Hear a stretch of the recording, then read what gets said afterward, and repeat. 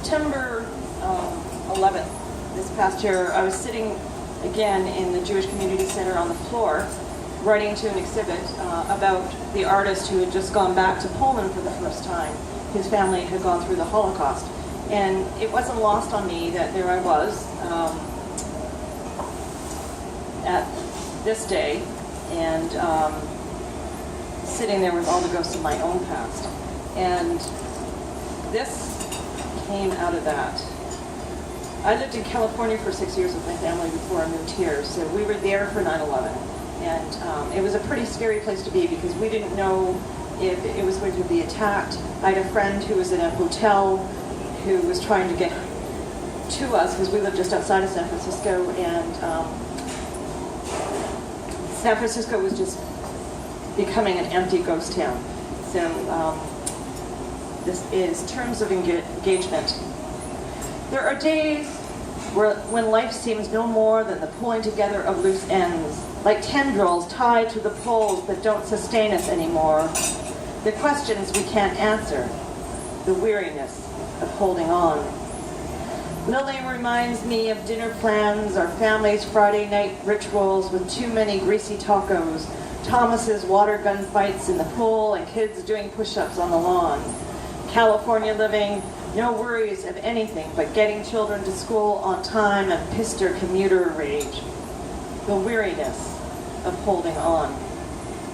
My booby, too short to reach the top shelves, can't find the candles for Shabbos. She pulls out the fine linen tablecloth passed down from her booby, waits for her husband to arrive with the evening paper. He reads to her about the world changing, the stories she takes into her dreams where she can hug her children once more. The weariness of holding on. Tuesday, September 11th. The phone rings too early. Robin, stuck in a towering hotel in San Francisco, tells me to turn on the TV. We gather in disbelief, watch Twin Towers dissolve to dust. Fear corners our children as we try to calm nerves, decide if we should send them to school, how to get Robin out of downtown. The weariness of holding on.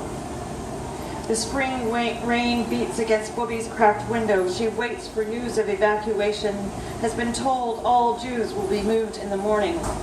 She hides her salted tears from my Sadie. In the silence of approaching horror, she prays. The weariness of holding on. There is no Friday night ritual this week, no tacos or swimming, as survivor guilt creeps in. Thomas's heart crashes, the numbers lost grow in his New York office. Others who mysteriously survived, their meetings canceled, and those who barely walked away down a million stairs burning beneath their shattered feet. The weariness of holding on. Bobby stops cold, a pounding runs through her core. The door bursts open.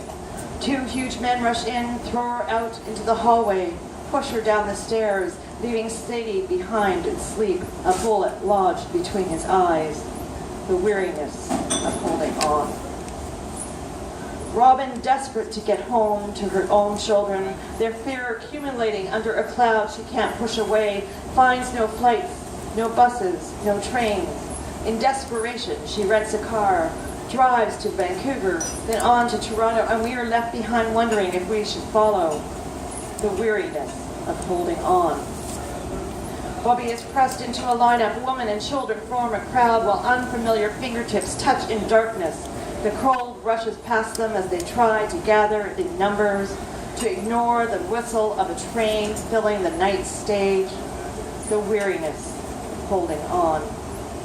Robin calls from home, where calm has returned, while here we are still caught in the grip of terror.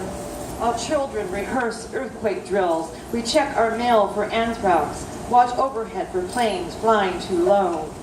Lillian and I begin our morning walks again, conversations consumed with furthest possible point of rescue, our California paradise now riddled with fear and trepidation. The weariness of holding on. Inside a boxcar, bodies squeezed against bodies. Bobby boot breathes fumes while prayers and screams fill the evaporating air, and the floorboards whimper in pain from the burden of extermination, and all that is left are 1,000 marks engraved on a wooden tomb. The weariness of holding on. My children play in the sandbox, unaware how deeply the sand of remembrance runs through their veins. In their bones there are railway tracks driven straight through marrow. The narration of fathers, mothers, children's grandparents turned to dust. The weariness of holding on. Voices cry out to me. I hear them all as I walk. The cool mist of their tears settles on morning. The carried moans of their misplaced spirits fill my days. Their tattered prayer shawl carried deep in our hearts. This tiny space in the universe we reserve to mourn our dead. There are days when life seems no more than the pulling together of loose ends, the pieces of self tied to the poles that don't sustain us anymore, the questions we can't answer, the weariness of holding on.